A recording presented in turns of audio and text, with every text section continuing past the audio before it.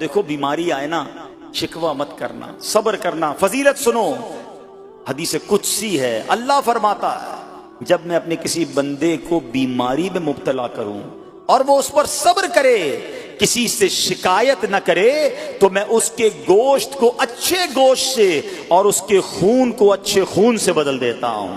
پھر اگر اسے شفا دیتا ہوں تو ایسی شفا دیتا ہوں کہ اس کے نامہ اعمال میں کوئی گناہ نہیں رہتا. اور اگر میں اسے دنیا سے اٹھا لوں تو اسے اپنی رحمت کاملہ کے سائے میں لے جاتا ہوں. ارے کمال ہو گیا. بیماری آئی، بیماری جب جاتی ہے تو گناہوں سے بھی پاک کر کے جاتی ہے. صرف ایک ہی تو کنڈیشن ہے، صبر کرنا.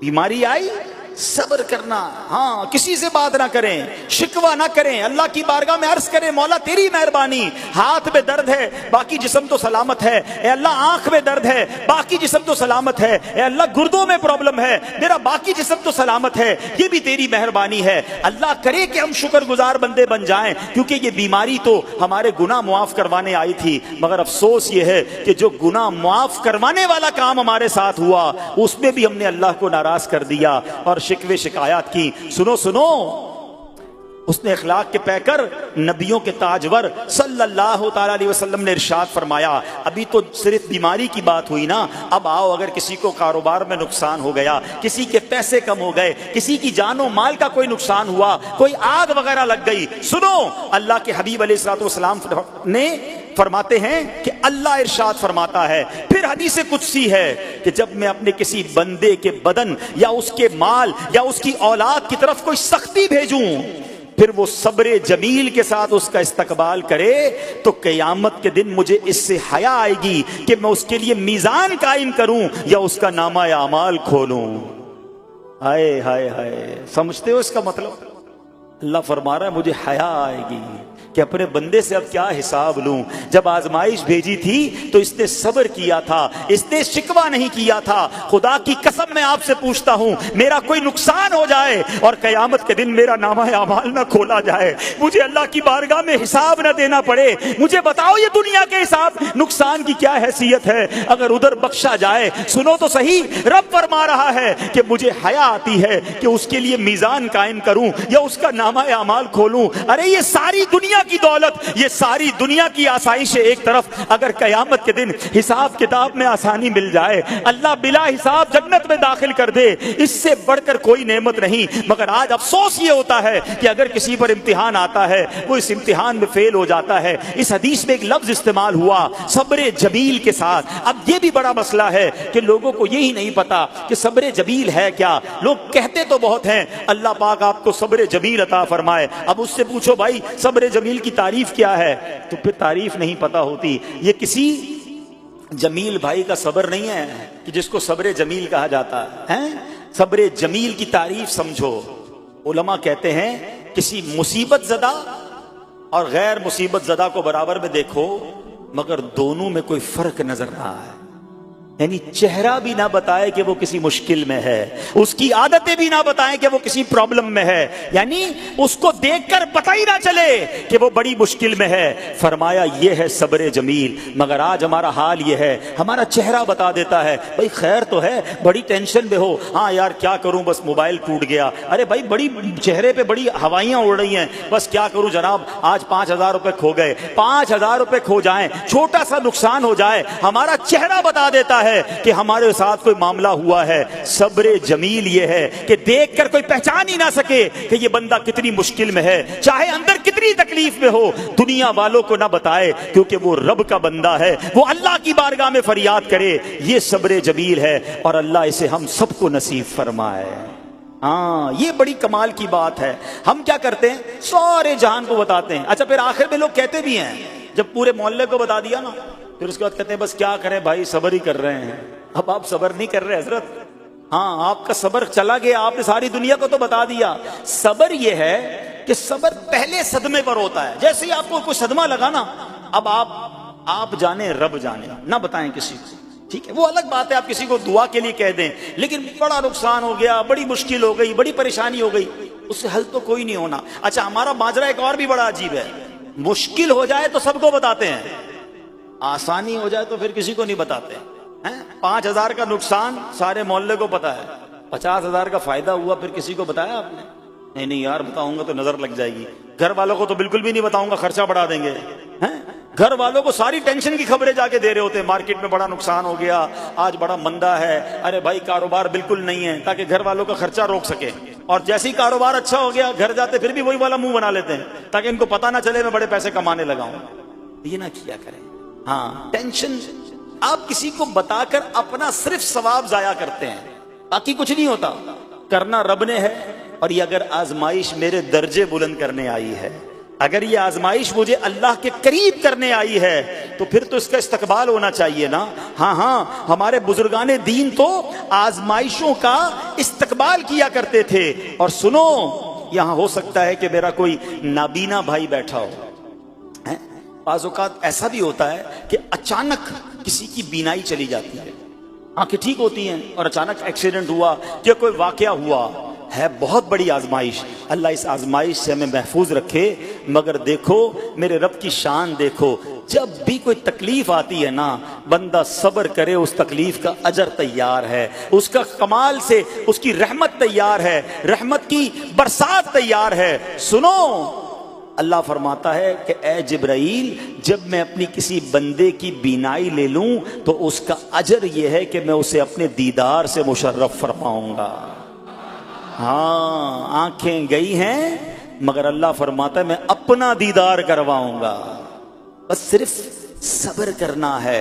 اسی طرح میرے پیارے اسلامی بھائیوں، بعض لوگوں کے یہاں بچے کا انتقال ہو جاتا ہے، چھوٹے چھوٹے بچوں کا انتقال ہو جاتا ہے، یا بعض اوقات پیدائشی بچہ مرا ہوا ہوتا ہے پیدا، اس کا انتقال ہو جاتا ہے، یا بعض اوقات ولادت سے پہلے ہی بچہ ضائع ہو جاتا ہے، بہت شور، بڑا واویلا، بڑا رونا پیٹنا گھروں میں ہوتا ہے۔ مت کیا کرو ایسا، یقین کریں یہ بہت بڑا انعام تمہیں ملنے جا رہا ہے۔ ایسا نہ ہو یہ رونا پیٹنا، یہ بے صبری، یہ اللہ کی بارگاہ میں شکوے شکایات، اتنے بڑے تم اجر سے محروم رہ جاؤ۔ سنو، اللہ کے آخری نبی صلی اللہ تعالی علیہ وسلم نے فرمایا، جس مسلمان جوڑے کے 3 بچے انتقال کر جائیں، اللہ عز و جل ان بچوں پر فضل و رحمت کرتے ہوئے ان دونوں یعنی ماں باپ کو جنت میں داخل فرمائے گا۔ صحابہ کرام نے عرض کی کسی کے 2 بچے، فرمایا 2 بچے بھی، پھر عرض کی اور 1، فرمایا 1 بھی، پھر فرمایا اس ذات کی قسم جس کے قبضہ قدرت میں میری جان ہے، جس عورت کا کچا بچہ فوت ہو جائے یعنی حمل ضائع ہو جائے اور وہ اس پر صبر کرے، تو وہ بچہ اپنی ماں کو اپنی ناف کے ذریعے کھینچتا ہوا جنت میں لے جائے گا۔ یہ تو جنت کا ٹکٹ تھا۔ مگر شکوے شکایات، الامان والافیز، گھر میں موت، میت کو نقصان ہو جائے، ہماری عورتیں، ہمارے گھر کے افراد وہ واویلا کرتے ہیں۔ معاذ اللہ، بعض اوقات تو کفریہ کلمات زبان پر ہوتے ہیں، معاذ اللہ ثم معاذ اللہ، کہتے کہ اللہ کو ہمارا ہی گھر ملا تھا، اتنے چھوٹے بچے کا کیا قصور تھا؟ استغفر اللہ۔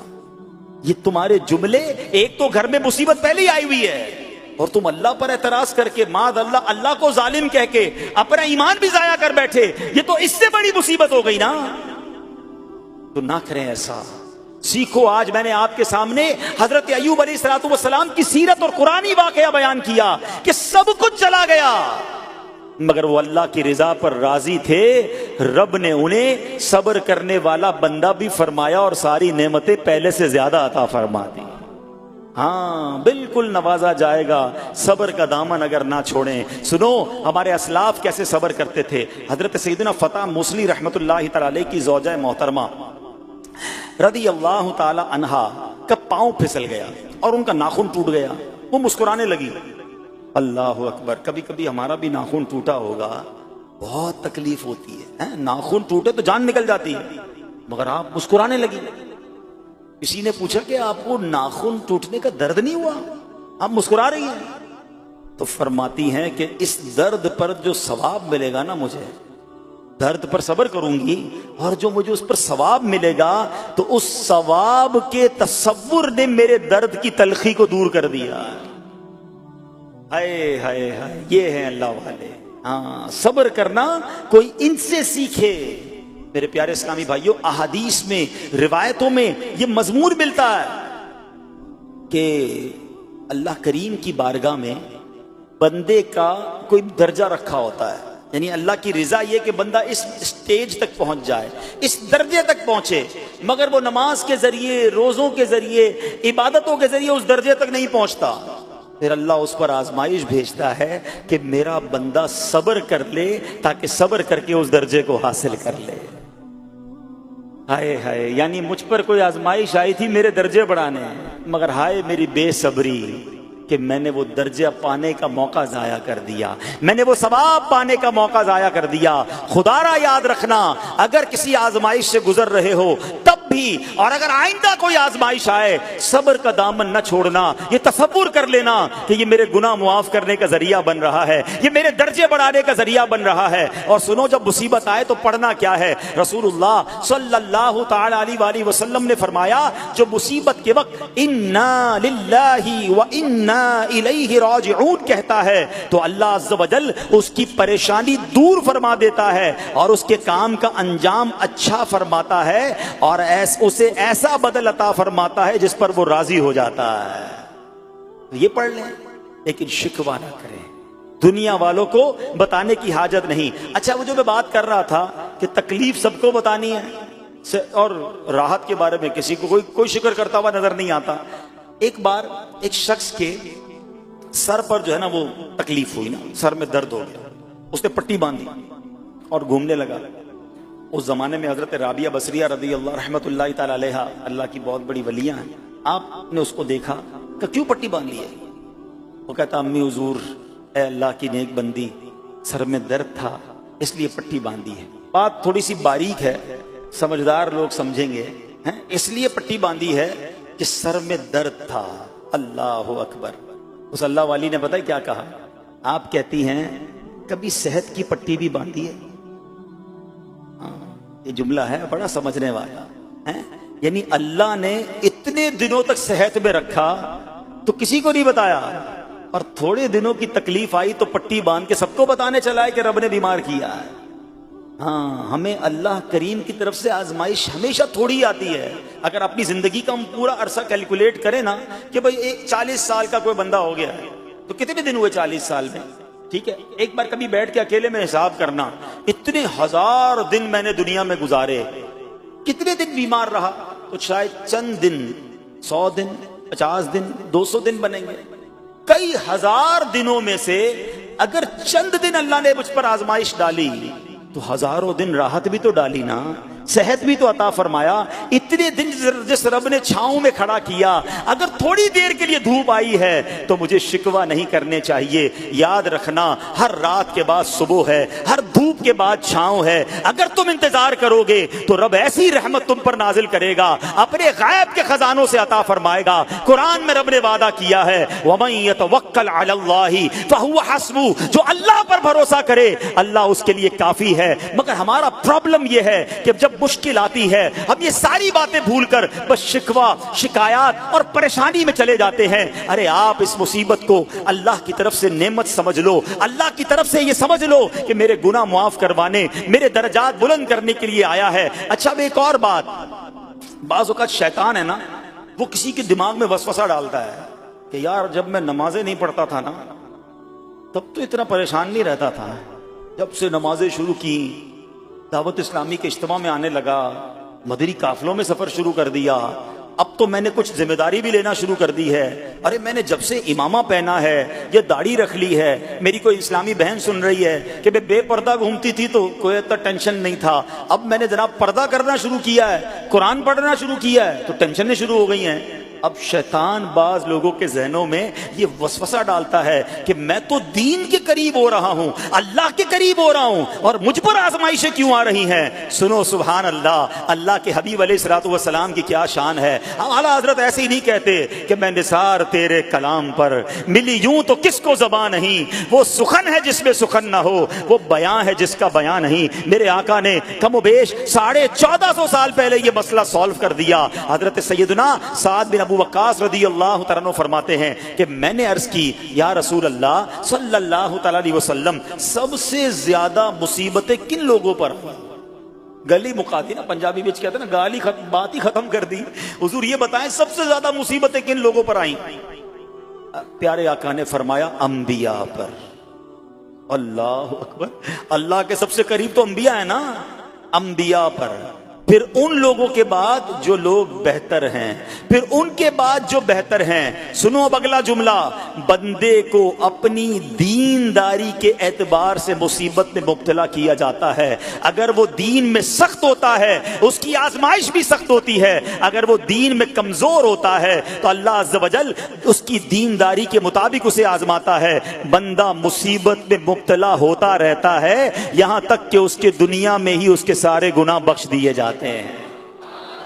گویا اللہ کی یہ رحمت ہے کہ بندہ بڑا نیک ہو رہا ہے، رب چاہتا ہے کہ اس بندے پر آزمائش بھیجوں، میرا نیک بندہ صبر کرے، اس کے گناہ معاف ہو جائیں اور میرے پاس آئے تو اس کو جنت میں داخل کر دوں۔ اللہ اکبر۔ اے پیارے اسلامی بھائیو، یاد رکھنا، اب جو میں نے ایک سوال قائم کیا تھا نا کہ یار میں تو دین کے قریب، میں تو اللہ کے قریب ہونے کی کوشش کر رہا ہوں اور ایک کے بعد ایک آزمائش آ رہی ہے، یہ کیا ہے؟ اب ایک اور حدیث سن لو، سبحان اللہ۔ حضرت سیدنا انس رضی اللہ تعالیٰ عنہ سے روایت ہے، سرکار والا تبار، ہم بے قصوں کے مددگار، شفیع روز شمار، دو عالم کے مالک و مختار صلی اللہ تعالی علیہ وآلہ وسلم نے فرمایا، جب اللہ عز و جل کسی بندے سے محبت فرماتا ہے، سننا ذرا غور سے، اللہ عز و جل جب اپنے کسی بندے سے محبت فرماتا ہے یا اسے اپنا دوست بنانے کا ارادہ فرماتا ہے تو اس پر آزمائشوں کی بارش فرما دیتا ہے۔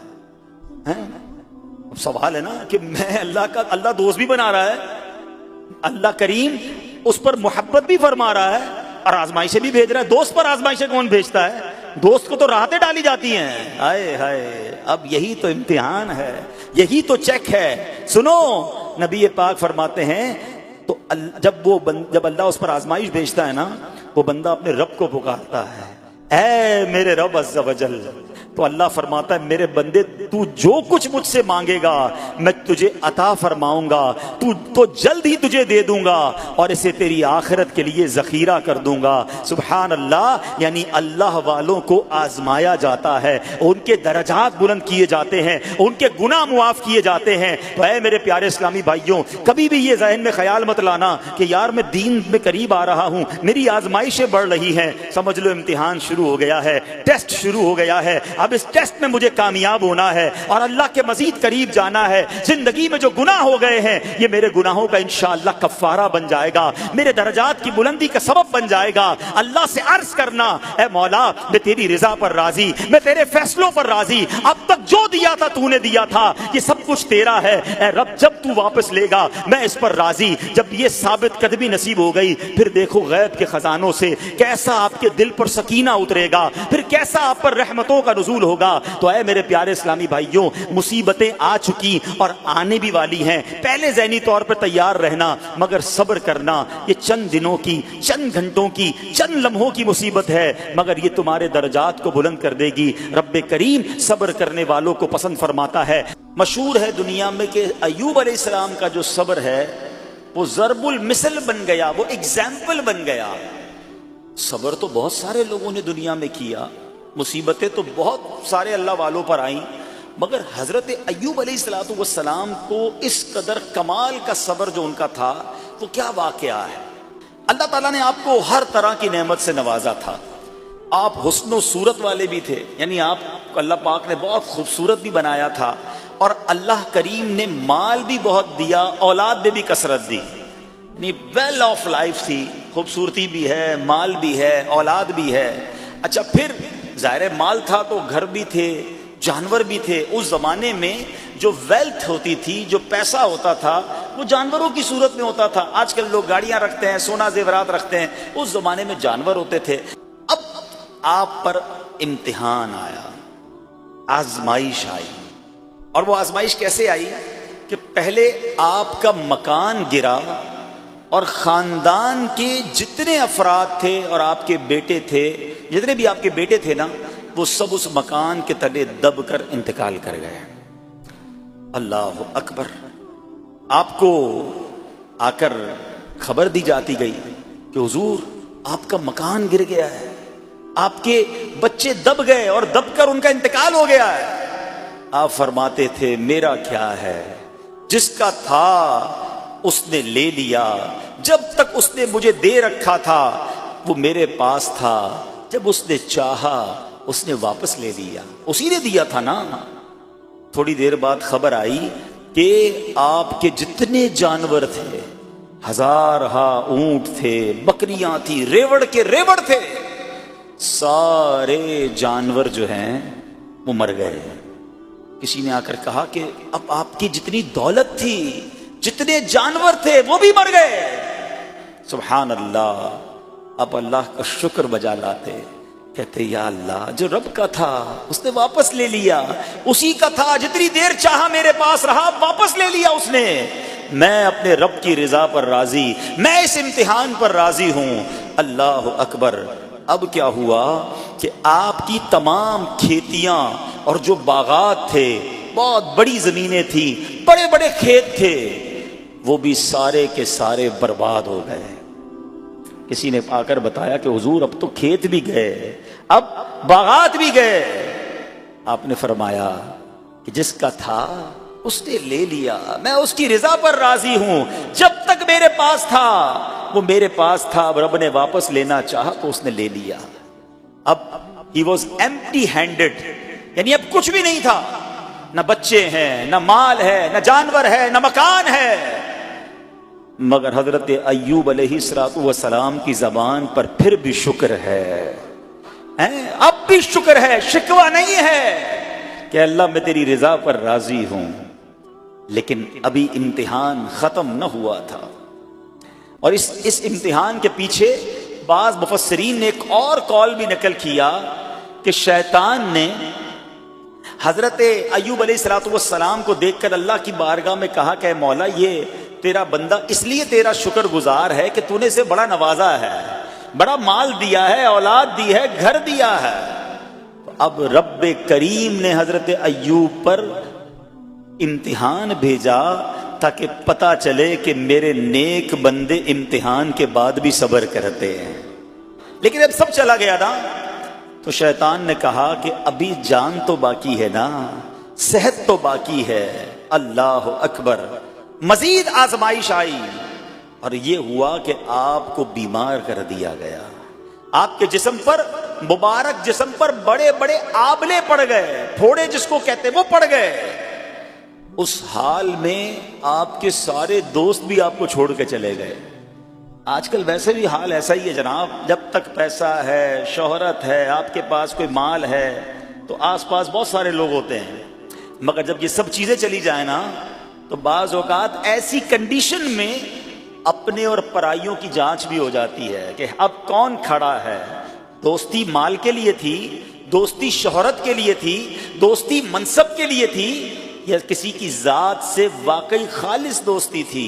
اب کیا ہوا، آپ کے سارے رشتہ دار، سارے دوست بھی دور چلے گئے، سوائے آپ کی فرما بردار زوجہ تھی جن کا نام تھا رحمت بن افراہیم، اور یہ حضرت یوسف علیہ السلام کی پوتی بھی تھی، اللہ کے نبی کی آل سے تھی، وہ آپ کی خدمت کرتی رہی۔ اب جسم پر پھوڑے ہیں، آبلے ہیں، ایک بیوی ہے، نہ پیسہ ہے، نہ مال ہے، نہ بچے ہیں، واٹ ایور جو تھا سب ختم، مگر زبان ہے کہ اس پر پھر بھی اللہ کا ذکر جاری ہے، پھر بھی شکر جاری ہے، پھر بھی صبر ہے۔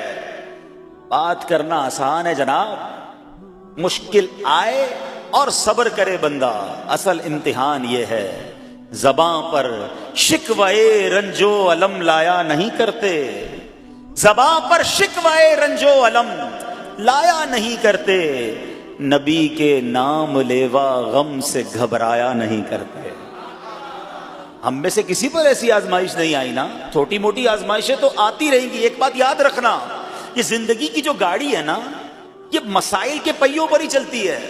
ہمیں بعض اوقات کسی کی گاڑی، کسی کا مکان، کسی کا خوبصورت چہرہ، کسی کی مسکراہٹ دیکھ کر لگتا ہے یار یہ تو دنیا کا سب سے سخی آدمی ہے۔ ایسا نہیں، ہر بندے کی الگ اسٹوری ہوتی ہے۔ اصل میں ہم نے یہ سمجھا ہے کہ دکھ صرف غربت کا نام ہے، ایسا نہیں ہے۔ دکھ صرف غربت کا نام نہیں، دکھ جو ہے، پریشانی جو ہے، وہ مالداروں کو بھی ہوتی ہے۔ بعض لوگوں کے پاس بہت مال ہوتا ہے مگر سکھ نہیں ہوتا، کسی کو اولاد کا دکھ ہوتا ہے، کسی کو صحت کا پرابلم ہوتا ہے، کسی کی بچی کا پرابلم ہوتا ہے۔ وہ کبھی بھی یہ نہ سمجھے کہ جناب میں اکیلا دکھی باقی سارا جہان سکھی ہے. ایسا نہیں ہوتا. تو یہ نہ سمجھے کہ سارا جہان جناب سکھی ہے اور میں اکیلا دکھی ہوں. ایسا نہیں ہوتا. بلکہ ہر اس جہاں میں تقریباً ہر بندہ ایسا ہوتا ہے جس کے ساتھ کوئی نہ کوئی دکھ لگا ہوا ہوتا ہے, کوئی نہ کوئی پریشانی ہے. کسی کو مال کی پریشانی, کسی کو روزگار کی پریشانی, کسی کو بیماری لگی ہے, کسی کو اور ٹینشن ہے. تو یہ کبھی بھی نہ سوچے کہ میں زندگی گزاروں گا اور کوئی ٹینشن نہیں آئے گی. تیار رہو امتحان کے لیے. امتحان ضرور آنا. اب کمال یہ ہے کہ اس امتحان میں پاس کون ہوتا ہے. حضرت ابراہیم پر امتحان آیا, زبان پر صبر ہے, شکر ہے, شکوہ نہیں ہے. اب کیا ہوا کہ آپ کا سال ہا سال تک یہ حال رہا. یہ 2-4 مہینے کا پرابلم نہیں تھا, کئی سال تک آپ بیمار رہے. آپ کی زوجہ جو ہے وہ خدمت کرتی رہی. اچھا یہاں ایک غلط فہمی دور کر دوں کہ کچھ لوگ یہ کہتے ہیں, یہ کتابوں میں پتہ نہیں کچھ کتابوں میں لکھ دیا گیا کہ حضرت ایوب علیہ الصلوۃ والسلام کو معاذ اللہ کوڑ کی بیماری ہو گئی تھی. ایسا بالکل نہیں تھا. کوڑ کی بیماری نہیں ہوئی تھی, بلکہ نہ کوڑ ہوا نہ جزام ہوا. آپ کو جسم پر پھوڑے پھنسیاں جن کو کہتے ہیں, آبلے نکل آئے تھے. کیونکہ کوڑ کی بیماری وہ ہوتی ہے کہ جس سے لوگ نفرت یا حقارت کرتے ہیں. اللہ کے کسی بھی نبی کو کبھی بھی کوئی ایسی بیماری نہیں ہوئی جس کی وجہ سے لوگ اس سے حقارت یا نفرت کریں یا دور بھاگیں. کیونکہ اللہ نے ان نفوس قدسیہ کو, ان نیک بندوں کو, ان منتخب شخصیات کو لوگوں کی ہدایت کے لیے بھیجا ہے. اس لیے رب کریم نے ان شخصیات کو بے عیب پیدا فرمایا ہے. ہاں, ان کو کبھی کوئی ایسی چیز نہیں ہوئی کہ جس سے لوگ گھن کھا کر دور بھاگیں. تو یہ بالکل غلط ہے. البتہ آپ کے جسم پر آبلے تھے, پھوڑے تھی, اور اللہ اکبر, آپ اس حال میں کیا رب سے عرض کرتے تھے؟ آپ عرض کرتے تھے, قرآن میں یہ الفاظ موجود ہیں, انی مسنی الضر وانت ارحم الراحمین. اے اللہ, ترجمہ کیا ہے؟ مجھے تکلیف پہنچی اور تو سب مہر والوں سے بڑھ کر مہر والا ہے, رحم کرنے والوں میں سب سے بڑھ کر رحم کرنے والا ہے. یعنی اللہ کی بارگاہ میں یہ عرض کرتے تھے, یا اللہ تکلیف پہنچی ہے, رحم تو نے کرنا ہے, تو ارحم الراحمین ہے. زمانے سے نہیں کہتے تھے. یہاں ایک اور پرابلم ہے. میں کوئی مسئلہ ہوتا ہے, پرابلم آتی ہے, ہم ساری دنیا سے کہتے ہیں یہ مسئلہ ہو گیا, یہ پرابلم ہو گئی. نہیں, ساری دنیا میں سے کوئی آپ کا مسئلہ حل نہیں کر سکتا. اس سے بات کرو نا جو مسائل کو حل کرنے والا ہے, اس سے عرض کرو نا جو مصیبت کو دور کرنے والا ہے. ادھر ادھر جانے کی بجائے, پرابلم یہ ہے جب بھی مشکل آتی ہے ہم سب کے پاس جاتے ہیں, ہم رب کے پاس نہیں جاتے.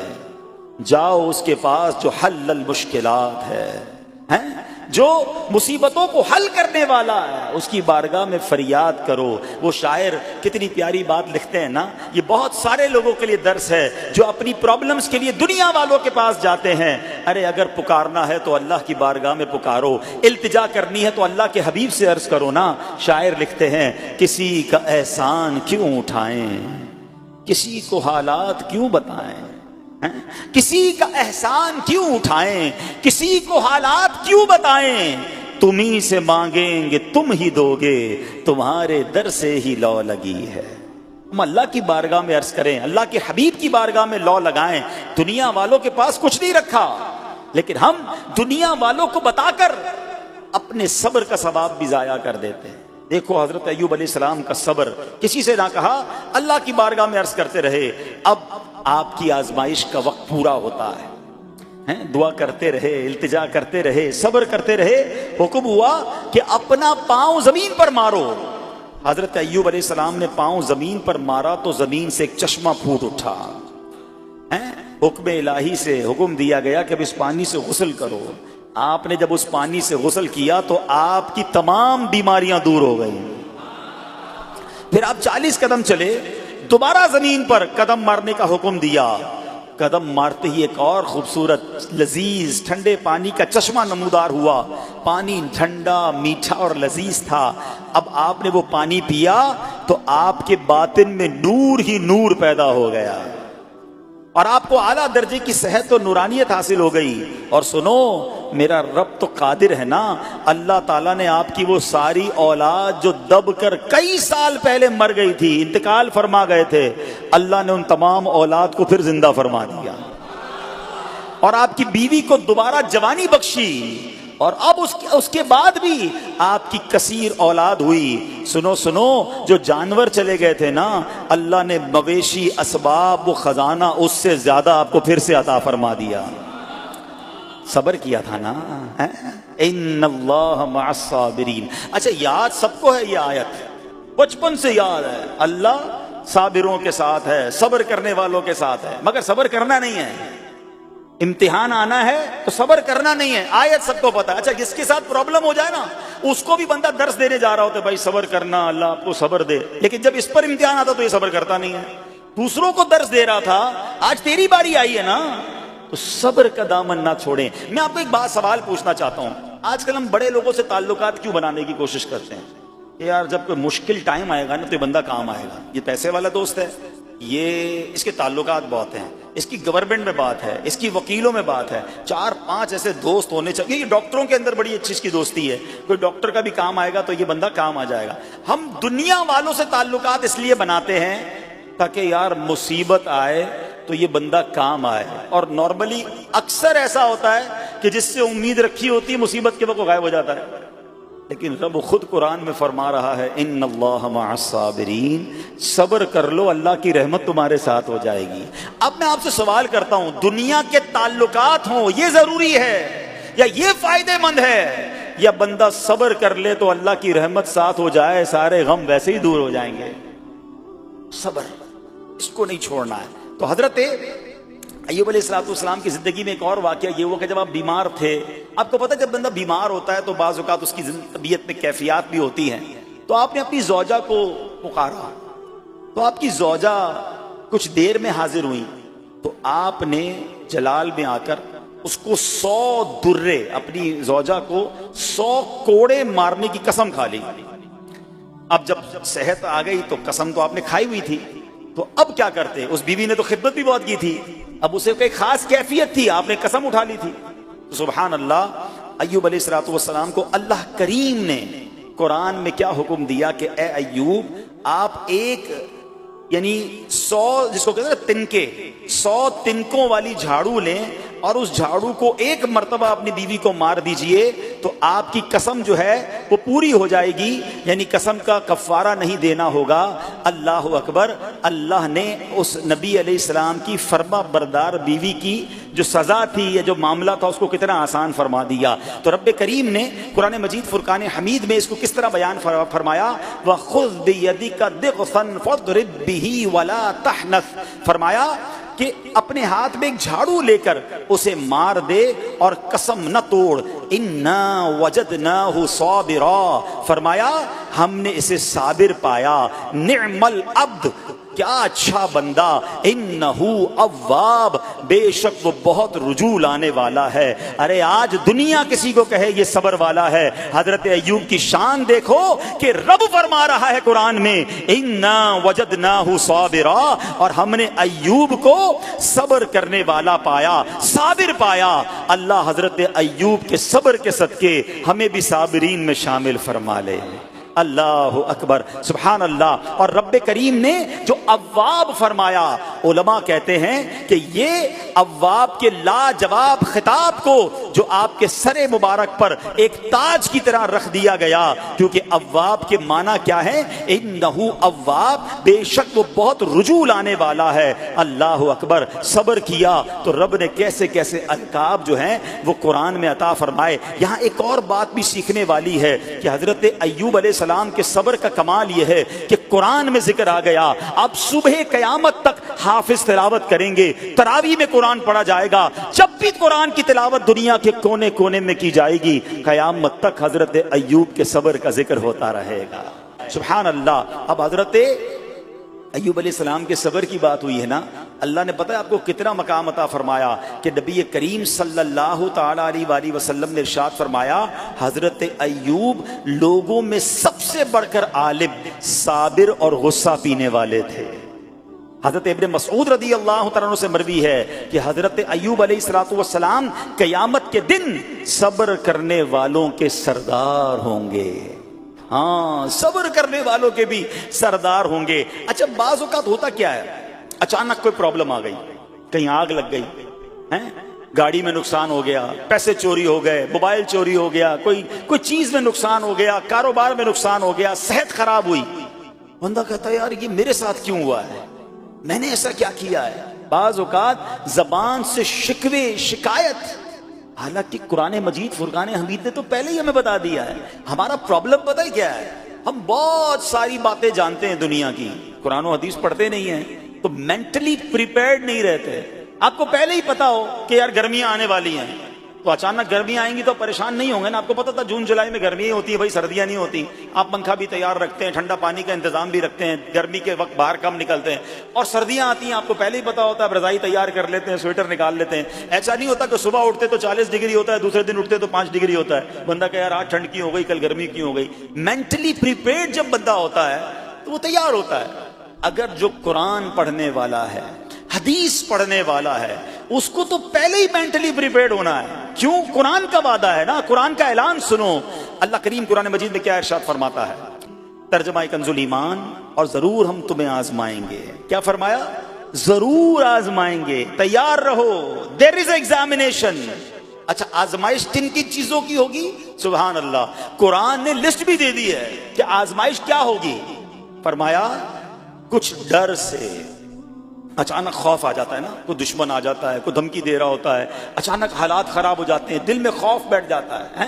پھر فرمایا بھوک سے، مال کم ہو گیا، تنگی آ گئی تو بھوک سے۔ پھر فرمایا کچھ مالوں اور جانوں اور پھلوں کی کمی سے، کبھی کاروبار میں نقصان ہوگا، کبھی کسی کے باغات ہے تو باغ فصل اجڑ سکتی ہے، آپ کو کوئی نقصان ہو سکتا ہے، کسی جگہ آگ لگ سکتی ہے، اور جانوں کی کمی سے بیماری بھی آ سکتی ہے۔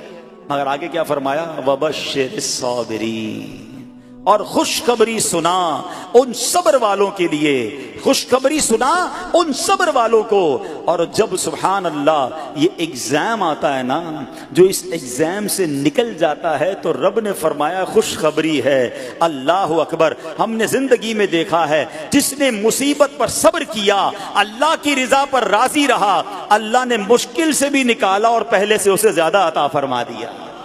ہمارا پرابلم ہی ہم ٹیسٹ میں فیل ہو جاتے ہیں۔ جیسے امتحان شروع ہوا، واویلا شروع، شور شروع، شکوے شروع، سب کو بتانا، حالانکہ کر کوئی نہیں سکتا لیکن سب کو بتائیں گے۔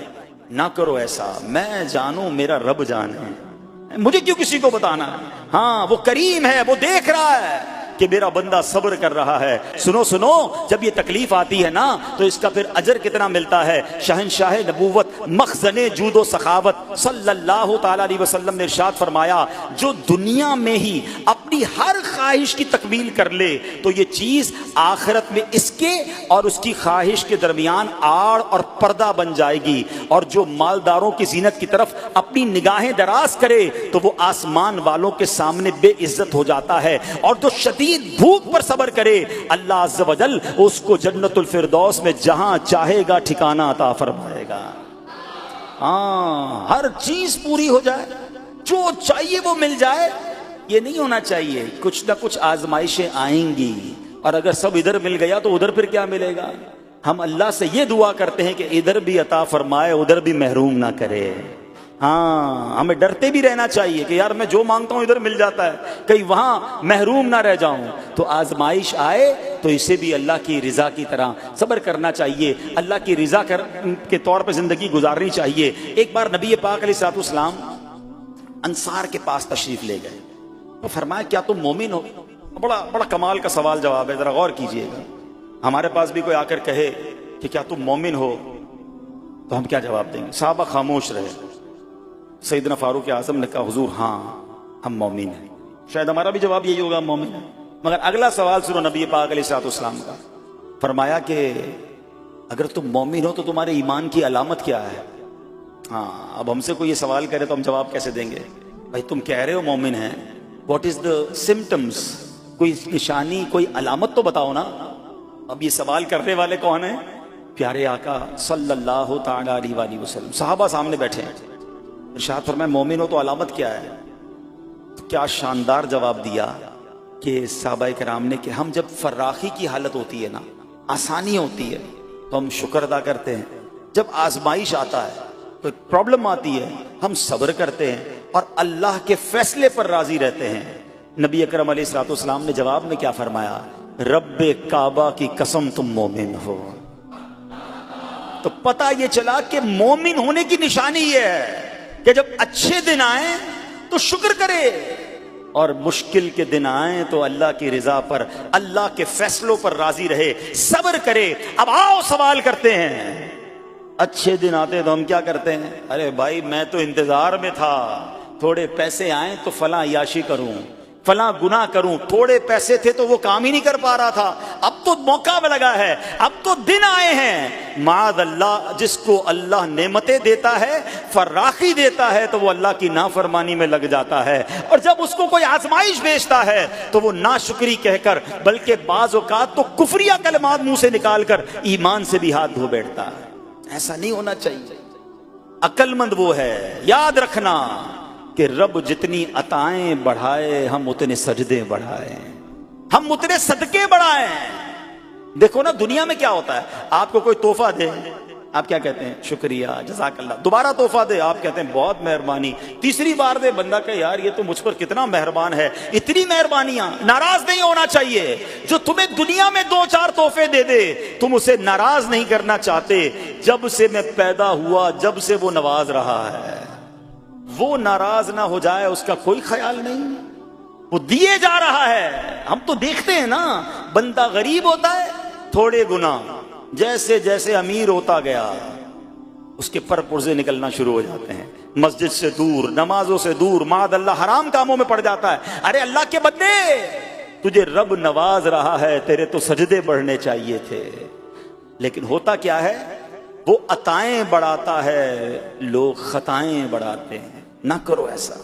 جب فراخی ہو، جب اللہ کی طرف سے آسانی ہو تو شکر ہو، اور جب آزمائش آئے تو صبر ہو۔ یہی مومن کی نشانی ہے۔ اور اللہ سے دعا کرتے ہیں آج بڑی رات، جمعرات کی رات، کہ اللہ کریم ہمیں اپنے شکر گزار اور صبر کرنے والے بندوں میں شامل فرما لے۔